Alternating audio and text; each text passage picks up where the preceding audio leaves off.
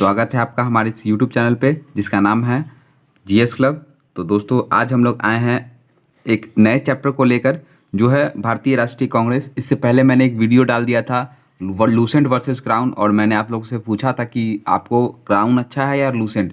जो आप बोलिएगा उसका मैं सीरीज चलाऊँगा, तो उसका मैं वेट कर रहा हूँ। आज से मैं शायद स्टार्ट करने वाला हूँ, बट मैं देख लूँगा एक बार कि कमेंट में क्या किसके प्रति ज़्यादा रुचि है, तो मैं उसी को स्टार्ट करूँगा, या लूसेंट या क्राउन।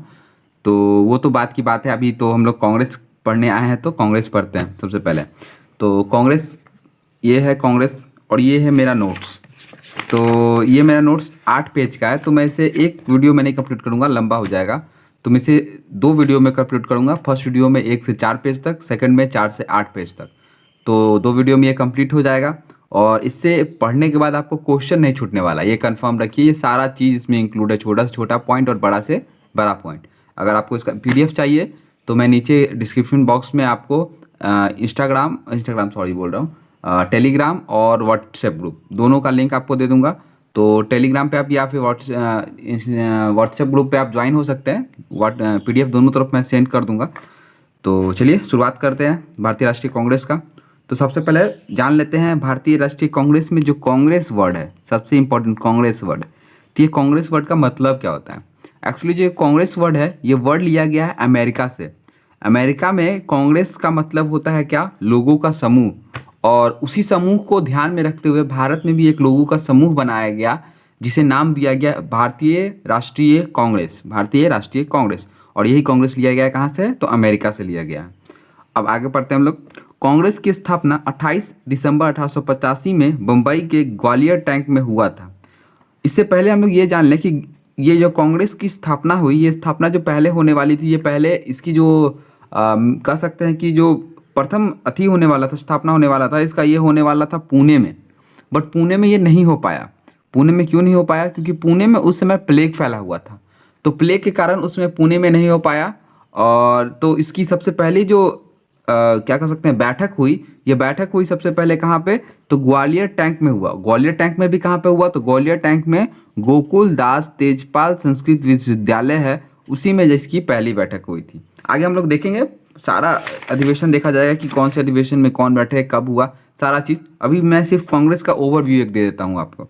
तो क्या हुआ अब इसमें देखते हैं। कांग्रेस का संस्थापक किसे कहा जाता है? सभी को पता होगा, ए.ओ. हुम को कहा जाता है कांग्रेस का संस्थापक। और ए.ओ. हुम को संस्थापक कहा जाता है। और ये थे कहाँ से? तो ये स्कॉटलैंड के थे। कहाँ के थे दोस्तों? तो ये स्कॉटलैंड के थे। अब आगे देखते हैं, कांग्रेस का पुराना नाम क्या है? आप सभी को पता होगा कि जब सबसे पहले कांग्रेस की स्थापना हुई तो भारतीय राष्ट्रीय कांग्रेस के रूप में नहीं स्थापना हुई थी। इसकी स्थापना हुई थी इंडियन नेशनल यूनियन के नाम पे, INU के नाम पे। जब ए.ओ. ह्यूम ने इसकी स्थापना की थी तो उसका नाम उस समय था इंडियन नेशनल यूनियन। और जब प्रथम अधिवेशन हुआ तो उसके बाद दादा भाई नौरोजी की सलाह पर इसका नाम चेंज होकर भारतीय राष्ट्रीय कांग्रेस कर दिया गया।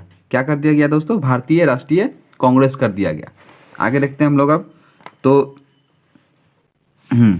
और फाउंडर तो कांग्रेस का आपको पता है एलन ऑक्टेवियन हुम है, जो ए.ओ. हुम के नाम से अधिक लोग जानते हैं। स्कॉटलैंड के निवासी थे, तो मैंने ऊपर ही बता दिया आपको।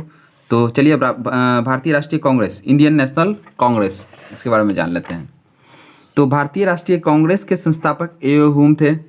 भारतीय राष्ट्रीय कांग्रेस के प्रथम अध्यक्ष कौन थे? तो व्योमेश चंद्र बनर्जी, जिन्हें हम लोग शॉर्ट फॉर्म में जानते हैं WC बनर्जी। WC बनर्जी के नाम से हम लोग जिनको जानते हैं, याद करने में आसानी होती है, इसलिए WC बनर्जी या फिर व्योमेश चंद्र बनर्जी। तो किस विद्वान ने कहा कांग्रेस 3 दिनों का तमाशा है? या अब ये जो पॉइंट मैं यहाँ से लिखना स्टार्ट किया हूँ, यहाँ पे सारा एक कोटेशन मैं लिख दिया हूँ। जो बहुत सारे लोगों ने बहुत सारी बातें कांग्रेस के रिलेटेड कही, वो सारी बातें मैं यहाँ पे आपको बता देता हूँ कि किन्होंने क्या कहा। तो अश्विनी कुमार दत्त ने कहा कांग्रेस 3 दिनों की तमाशा है। याद रखिएगा, ये सब ये जो कोटेशन है ये एग्जाम में बहुत ज़्यादा पूछ लेते हैं। तो क्या है? कांग्रेस 3 दिनों की तमाशा है। तो कौन कहा? ये अश्विनी कुमार दत्त ने कहा। दूसरा देखते हैं, कांग्रेस के बारे में किसने कहा था कि यदि हम वर्ष में एक बार मेढक की तरह टटराएं तो हमें कुछ नहीं मिलेगा। तो ये बात किसने कहा था?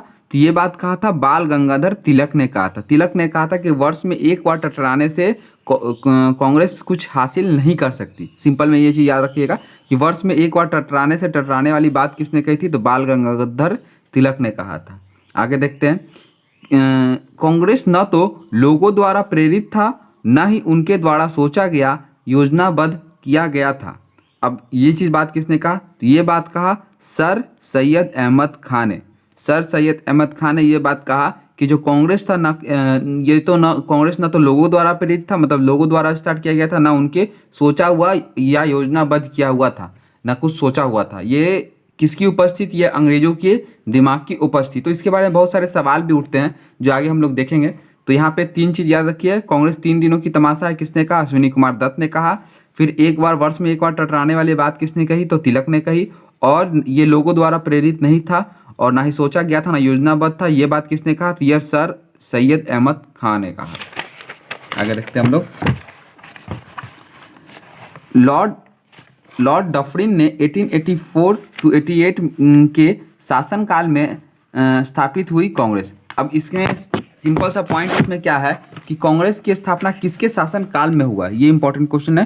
तो इसकी स्थापना जो हुई है वो लॉर्ड डफरिन के शासनकाल में हुई है। तो कांग्रेस की स्थापना किसके शासनकाल में हुई है, लॉर्ड डफरिन के शासनकाल में हुई है।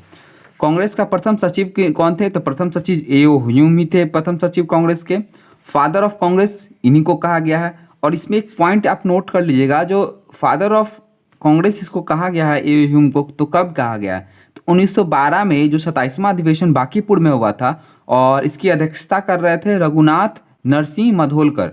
तो इन्हीं के अध्यक्षता में, जो बांकीपुर बिहार में पड़ता है, तो ये बांकीपुर पटना का क्षेत्र है। तो इसी अधिवेशन में जो father of Congress A Hume है, इनको कांग्रेस का पिता माना गया था। भारत में पक्षी विज्ञान के जनक किसको कहा गया, तो ये भी ए ह्यूम को ही पक्षी विज्ञान का जनक भी कहा गया है भारत में।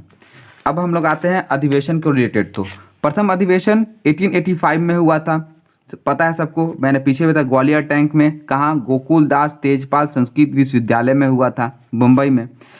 तो ए ह्यूम वाज कांग्रेस के महत्वपूर्ण अधिवेशन यहाँ से पढ़ लेते। ये तो पक्षी विज्ञान के जनक मैंने तो पहले ही बता दिया यहाँ पे आपको, तो पक्षी विज्ञान के जनक थे। तो इसमें भी पॉइंट आ गया हुआ बुक में, तो फिर से रिपीट हो गया। तो चलिए प्रथम अधिवेशन से स्टार्ट करते हैं। तो कांग्रेस का प्रथम अधिवेशन कब हुआ था, तो 1885 में हुआ था। इसकी जो याद रखिएगा, इसका जो भी अधिवेशन होता था तो लगभग में 28 दिसंबर के पास ही हुआ करता था। सारा अधिवेशन जो अधिवेशन हुआ करता था लगभग में वहीं हुआ करता था। स्पेशल अधिवेशन कभी कभी आगे पीछे इधर उधर हुआ करता था।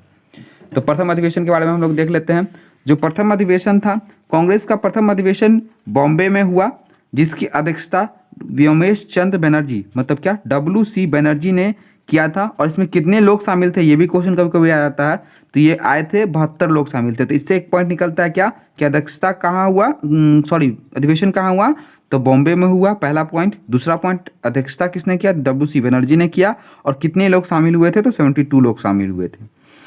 कांग्रेस के प्रथम अध्यक्ष कौन थे, WC बनर्जी थे। ठीक, कांग्रेस की घोषणा सबसे पहले किस पत्रिका द्वारा की गई थी, तो ये क्वेश्चन बन जाता है कि कांग्रेस की घोषणा जो सबसे पहले की गई कि कांग्रेस बन गया है, इसकी घोषणा सबसे पहले किस पत्रिका में की गई थी, तो हिंदू पत्रिका नामक एक पत्रिका थी जिसमें सबसे पहले इसकी घोषणा की गई थी।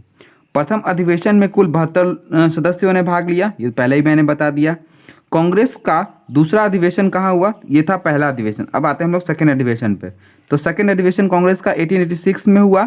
तो सेकेंड अधिवेशन कहाँ हुआ, कलकत्ता में हुआ। और इसमें कितने लोगों ने भाग लिया, तो 434 लोगों ने। पहले जहाँ 72 लोग ले रहे थे, 434 लोग ले रहे थे। अब ऐसा क्यों हुआ, जो प्रथम अधिवेशन हुआ था, ये प्रथम अधिवेशन को अधिकतर लोग कहते हैं कि वकीलों और ऊंचे वर्ग के जो लोग थे, जो मध्यवर्गीय ऊंचे लोग थे, उनका ये एक संगठन शुरू में माना गया था, क्योंकि इसमें आम लोगों की आने का अधिकार नहीं था। उसमें ये उतना थी नहीं था। इसमें सिर्फ वकील, डॉक्टर, इंजीनियर, जो मध्य वर्ग में ऊंचे आते थे, क्योंकि उच्च वर्ग में तो अंग्रेज थे, तो मध्य में ऊंचे वर्ग आते थे, उन्हीं का ये एक कांग्रेस अधिवेशन हो गया था। अब सेकंड में क्या हुआ, आम लोगों को भी शामिल किया गया। तो इसमें सबसे पहले 434 लोग आए। इसकी अध्यक्षता किसने की, तो दादा भाई नौरोजी ने की। ये कौन से समाज से थे, तो पारसी समाज से संबंध रखते थे।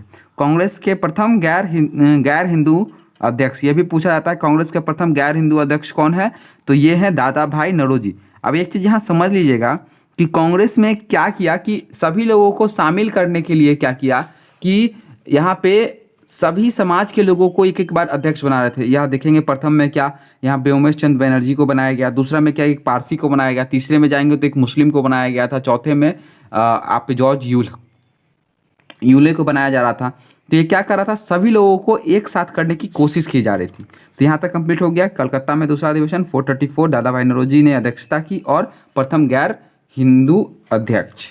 आगे हम लोग देखते हैं थर्ड अधिवेशन। कांग्रेस का तीसरा अधिवेशन कब हुआ, 1887 में। प्रथम कब हुआ था, 1885 में हुआ था, दूसरा हुआ 1886 में और तीसरा हुआ 1887 में। थर्ड अधिवेशन अध्यक्ष कौन थे, बदरुद्दीन तैयब जी, ये मुस्लिम अध्यक्ष थे। तो प्रथम मुस्लिम प्रेसिडेंट ऑफ आईएनसी कौन थे, तो बदरुद्दीन तैयब जी।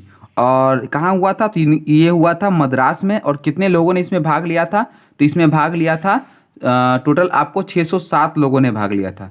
तो तीसरा अधिवेशन अध्यक्ष बदरुद्दीन तैयब जी कहाँ पे हुआ था, तो मद्रास में हुआ था। कितने लोगों ने भाग लिया था, 607 लोगों ने भाग लिया था। प्रथम मुस्लिम अध्यक्ष कौन, बदरुद्दीन तैयब जी। उम्मीद करता हूँ ये सब आपको याद होगा, रिवीजन के तौर पे मैं कर रहा हूँ। आगे आप लोग देखेंगे भारतीय राष्ट्रीय कांग्रेस के प्रथम मुस्लिम अध्यक्ष जिन्होंने नारा दिया कांग्रेसी बनो। तो इन्होंने ही नारा दिया था कांग्रेसी बनो, क्योंकि उसमें मुस्लिम वर्ग जो था वो कांग्रेस पे उतना विश्वास नहीं कर रहा था। बट जब कांग्रेस ने बदरुद्दीन तैयब जी को अपना अध्यक्ष बनाया तो इन्होंने लगा कि ये सभी लोगों का संस्था है, इसमें भेदभाव नहीं होगा। और उसी में बदरुद्दीन तैयब जी ने एक बात कही थी, वो थी कांग्रेसी बनो। कांग्रेस में सदस्यों को बढ़ाने के लिए कांग्रेसी बनो का नारा दिया था। चलिए चौथे अधिवेशन में आते हैं हम लोग। चौथा अधिवेशन कहाँ हुआ था, तो चौथा अधिवेशन हुआ था इलाहाबाद में। और इस अधिवेशन की कांग्रेस का चौथा अधिवेशन इलाहाबाद में हुआ, जिसकी अध्यक्षता जॉर्ज यूले ने किया था। किन्होंने किया था, जॉर्ज यूले ने किया था। कांग्रेस के प्रथम अंग्रेजी अध्यक्ष थे।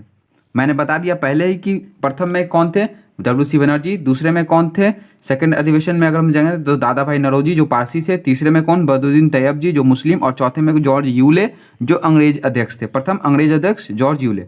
अब इसमें एक पॉइंट क्या है कि इस समय क्या हो रहा था, अंग्रेज कांग्रेस के विरोध हो गए थे, इसमें तो सपोर्ट में थे। जो ये चौथा ये हुआ था, इसमें क्या हुआ, अंग्रेज इसके विरुद्ध हो गए थे। तो अंग्रेज इन्हें जगह ही नहीं दे रहे थे, कहिए कि जगह ही नहीं दे रहे थे कांग्रेस का अधिवेशन करने के लिए। तो उस समय क्या हुआ कि दरभंगा राजा, एक नाम के राजा था दरभंगा के, उन्होंने क्या किया, इलाहाबाद का लोथल काउंसिल खरीद लिया। और लोथल काउंसिल खरीद लिया।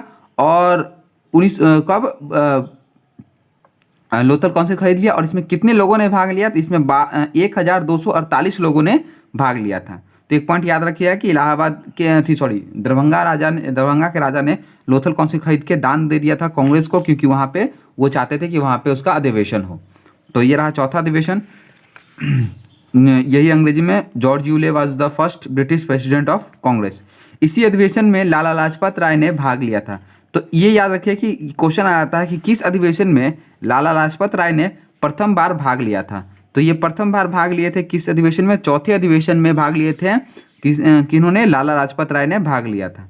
कांग्रेस के सबसे ज़्यादा अधिवेशन किस जगह पर हुआ, तो ये क्वेश्चन आया था। तो सबसे ज़्यादा बार कलकत्ता में हुआ, उसके बाद बॉम्बे और मद्रास में हुआ। सबसे ज़्यादा बार कलकत्ता में 10 बार हुआ। कब कब हुआ, 1886 में, 1890 में, 96 में, 1901 में, 1906 में, 1911 में, 1917, 20, 28 और 33। तो ये PDF आपको सारा मिल जाएगा, आप एक देख लीजिएगा, समझ में आ जाएगा। कांग्रेस अधिवेशन में सबसे ज़्यादा बार अध्यक्षता किसने की, तो अध्यक्षता सबसे ज़्यादा बार किसने किया है, तो दादा भाई नौरोजी ने भी 3 बार किया है और पंडित जवाहरलाल नेहरू ने भी 3 बार किया है। चलिए अब आगे आते हैं हम लोग 5वें अधिवेशन की ओर। तो कांग्रेस का जो 5वां अधिवेशन था वो कब हुआ था, तो 1889 में हुआ था 5वां अधिवेशन। ये जगह कहाँ था, तो बॉम्बे में हुआ था। और इसकी अध्यक्षता किसने किया था, तो विलियम वेंडरबर्न ने किया था। अब ये विलियम वेंडरबर्न के बारे में थोड़ा जान लीजिएगा, क्योंकि इन्होंने ही क्या किया था कि ए ह्यूम की बायोग्राफी लिखा था। जो आत्मकथा होती है, तो आत्मकथा तो खुद लिखी जाती है, बट किसी की जीवनी लिखने का काम होता है। तो वो ए ह्यूम की जीवनी किसने लिखा था, तो वेंडरबर्न ने लिखा था। इस अधिवेशन में प्रथम बार भाग लिया किसने, महिलाओं ने। इस अधिवेशन में क्या हुआ कि महिलाओं ने सबसे प्रथम बार भाग लिया। तो ये पॉइंट याद रखिएगा, महिलाओं की भागीदारी कांग्रेस में सबसे पहली बार किस में अधिवेशन में हुई थी? तो 1889 के बॉम्बे के 5वें अधिवेशन में, कांग्रेस के 5वें अधिवेशन में। आगे आते हैं छठा अधिवेशन 1890 में। तो ये अधिवेशन सिर्फ इम्पॉर्टेंट इस बात के लिए है कि जगह तो याद कर लीजिए कोलकाता, और अध्यक्ष कौन थे? फिरोज शाह मेहता। बट इसमें सबसे इंपॉर्टेंट क्या है कि इस अधिवेशन को कलकत्ता विश्वविद्यालय की पहली महिला स्नातक कादम्बरी गांगुली ने भी संबोधित किया था। तो एक क्वेश्चन आता है, कांग्रेस को संबोधित करने वाली प्रथम स्नातक महिला कौन है? तो इसका नाम हो जाएगा कौन? कादम्बरी गांगुली, कादम्बरी गांगुली।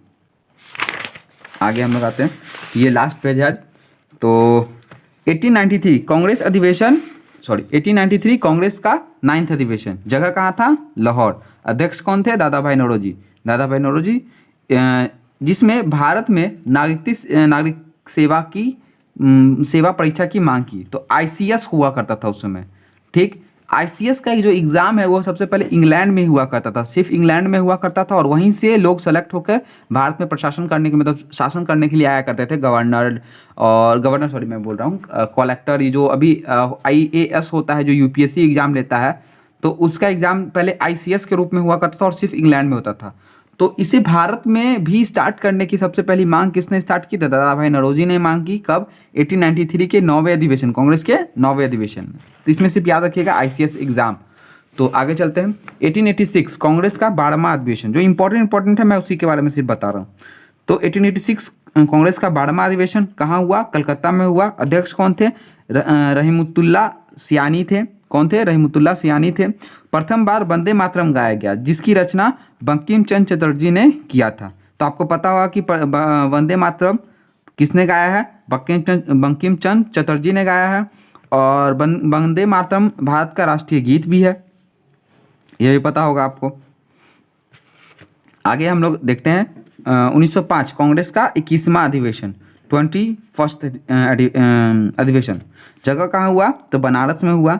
अध्यक्ष कौन थे? तो गोपाल कृष्ण गोखले थे।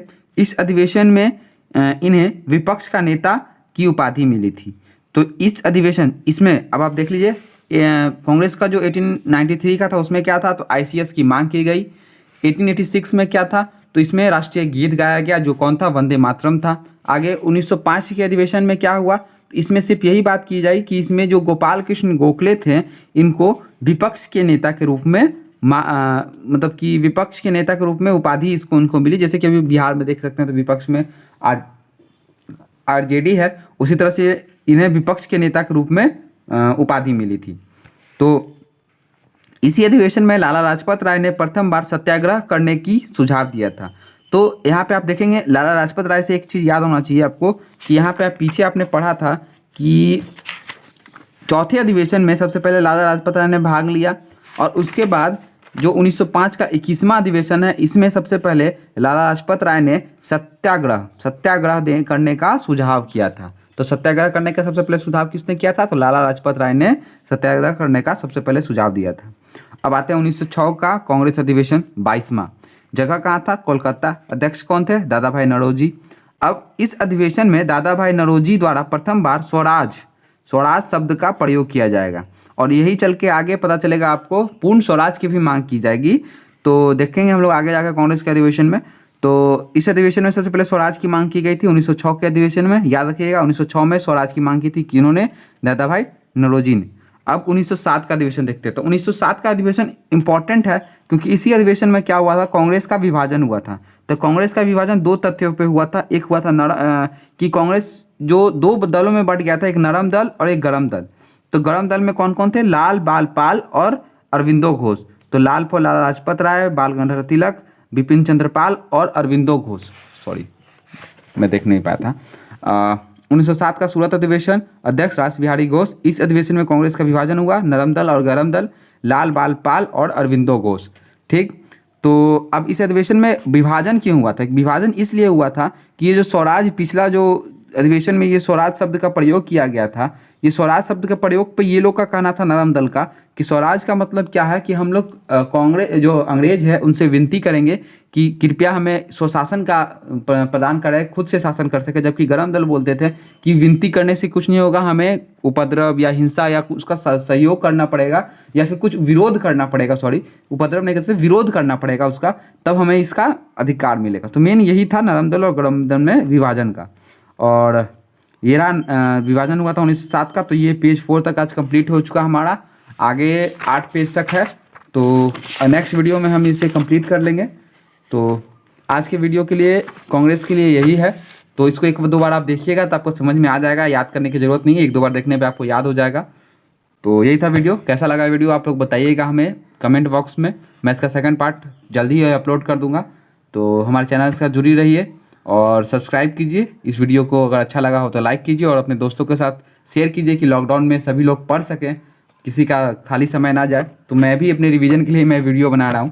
तो चलिए, थैंक यू, मिलते हैं नेक्स्ट वीडियो में।